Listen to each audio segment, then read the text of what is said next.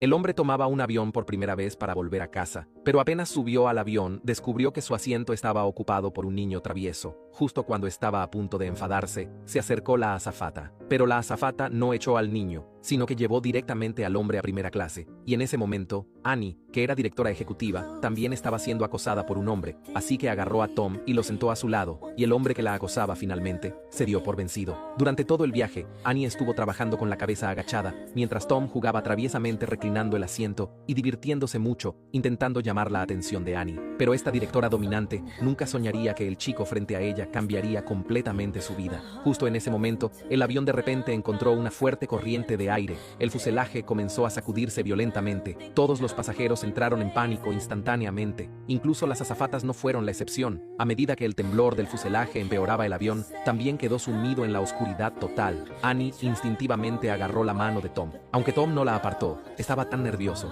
que no podía decir ni una palabra, ni siquiera se atrevía a respirar. Finalmente el avión llegó sano y salvo a su destino. Viendo a Annie recoger su equipaje a punto de irse, Tom finalmente le preguntó su nombre. Ravi d'avoir frôlé la mort en votre compagnie en tout cas.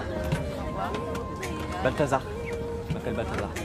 Alice. Observando la figura de Annie alejándose, Tom se sintió lleno de tristeza. Ella era tan excelente y él solo era un oficinista común. Justo en ese momento, vio sin querer una memoria USB que Annie había dejado caer en el suelo. Inmediatamente se desabrochó el cinturón de seguridad y corrió tras ella. Sin embargo, Annie ya se había ido en auto. Al día siguiente, Annie entró en la compañía con paso confiado. Su presencia hacía que todos le dedicaran sonrisas de admiración, pero a sus espaldas se burlaban de ella con sarcasmo, llamándola una vieja sin encanto. Pero a Annie no le importaban estos chismes, solo se concentraba en hacer bien su trabajo para convertirse en la próxima editora jefe de la revista. Cuando Annie abrió la computadora para revisar los archivos, descubrió con horror que su memoria USB había desaparecido. Peor aún, un joven le había quitado la oportunidad de ascenso, porque Annie era demasiado mayor y muy fría. Nadie en la compañía quería obedecerla. Justo cuando estaba confundida, notó sin querer una nota en la pantalla de la computadora. Decía que un hombre había venido hoy a entregarle algo. Luego Annie marcó apresuradamente el número que dejaba la nota. Acordaron encontrarse en un lugar. Cuando Annie llegó, lo encontró en un bar. Era la primera vez que Annie pisaba un lugar así. Tenía solo una obsesión en mente: conseguir rápidamente la memoria USB y volver a trabajar horas extra.